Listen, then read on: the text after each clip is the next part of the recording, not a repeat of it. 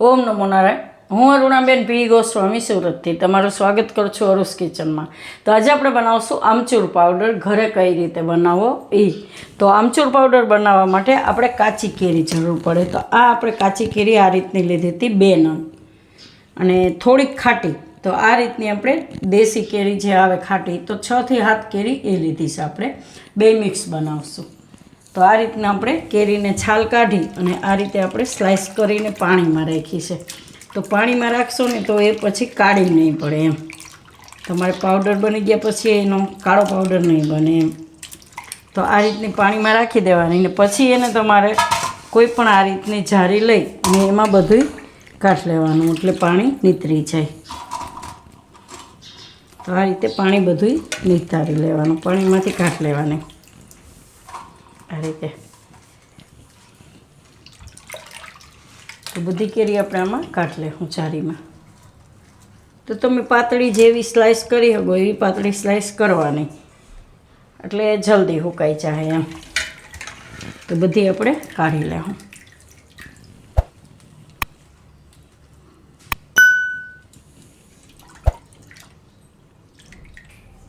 તો આને આપણે આ રીતે જારીમાં કાઢી લેવાની, એટલે વધારાનું પાણી હોય એ બધું નીતરી જાય.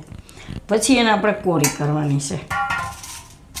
તો આ રીતનું કોઈ પણ કોટનનું આપણે ચાદર હોય કે ટુવાલ હોય કે ગમે એ તમે જે વાપરતા હોય એ રીતનું, તો એમાં આપણે એને ફેલાવી દેવાની, થોડીક વાર લોહી નાખવાની કોટનના કપડાથી એમ. તો આને આમાં લઈ લેવું આપણે,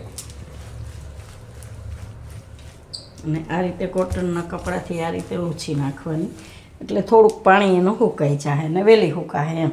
નહીં તો વધારે પાણી હોય તો થોડીક વાર લાગે, બીજું કંઈ નહીં. પણ આ રીતે કોટનના કપડામાં બધી નાખી દઈએ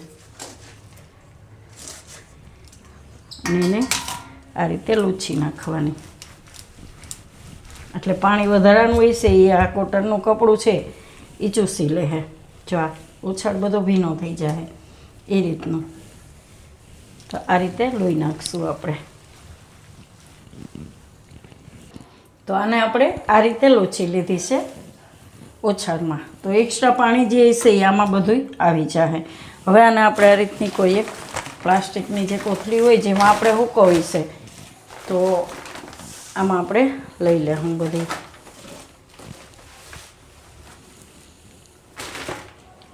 આ રીતે એટલે લગભગ ઘણું પાણી બધું આમાં આવી ગયું. આપણે એકદમ ચાદર ભીની થઈ ગઈ છે.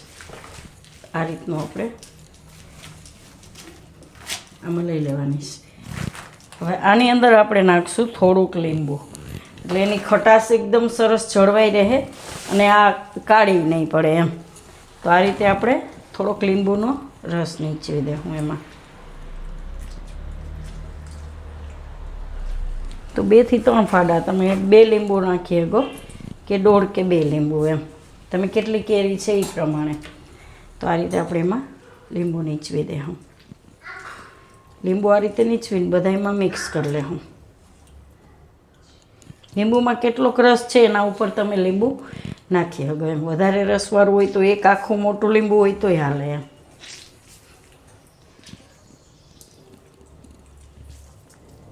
આ રીતનું આ રીતે હાથમાં કરીએ એટલે લીંબુના બી તમારે હાથમાં રહી જાય. હવે આ બધોય રસ આમાં મિક્સ કરી દે હું આ રીતે બધી કેરીમાં.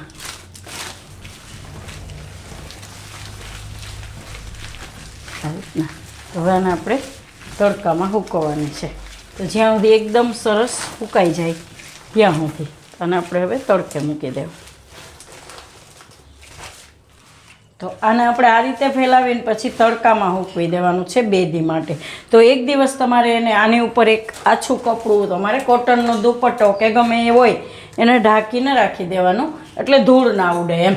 પછી 1 દી કોરું થઈ જાય પછી ઢાંકવાની જરૂર નથી, પણ 1 દિવસ તો એને આપણે ઢાંકવું પડે, કેમ કે આ બધું ભીનું છે ને, તો ધૂળ તરત આમાં ચોંટી જાય એમ. સુકાઈ જાય પછી તો ધૂળ ચોંટશે તોય ખરી જાય એમ. તો આને આપણે સૂકવી દેવું હવે. તો કેરી આપણે આ રીતની એકદમ સુકાઈ ગઈ છે. તો આ રીતની એકદમ ભાંગી જાય આ રીતની એવી સુકાવી જોઈએ, તો એનો પાવડર અસર થઈ જાય. અને આપણે આમાં લીંબુ નાખ્યું હતું એટલે આ એકદમ સરસ સફેદ જ છે, કાળી નથી પડી જરાય જો, એકદમ વ્હાઈટ જ છે. તો આનો પાવડર એકદમ સરસ બનશે. તો આને આપણે હવે પીસી લેવું. તો પહેલાં મોટી જાર છે એમાં પીસવાનું છે. તો બધી આમાં લઈ લેવું કેરી. એટલે આટલો આમચૂર પાવડર તો ઘણો બધો, એમ કે આ ખાટો હોય છે, વધારે ખાટી છે એકદમ. આપણે આમાં ખાટી કેરીને ઓલી બેય નાખી હતી અને લીંબુય નાખ્યું હતું. તો આને આપણે થોડોક જ જરૂર પડે કોઈ પણ વસ્તુમાં એમ. તો આ બધું આપણે પીસી લેવું.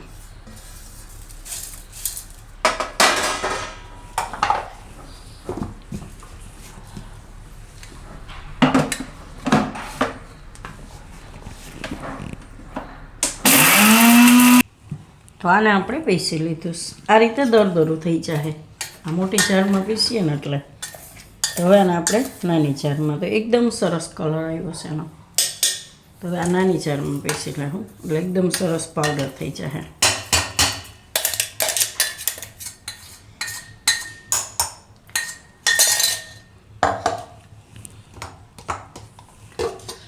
તો હવે આમાં પીસી લેવું આપણે.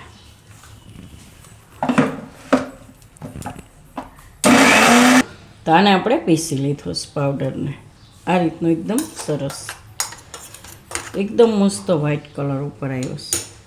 કાળો નહીં પડે. તમે આ રીતે કરશો ને તો એકદમ જેવો આપણે બજારમાં મળે એ જ ટાઈપનો તમે ઘરે બનાવી શકશો.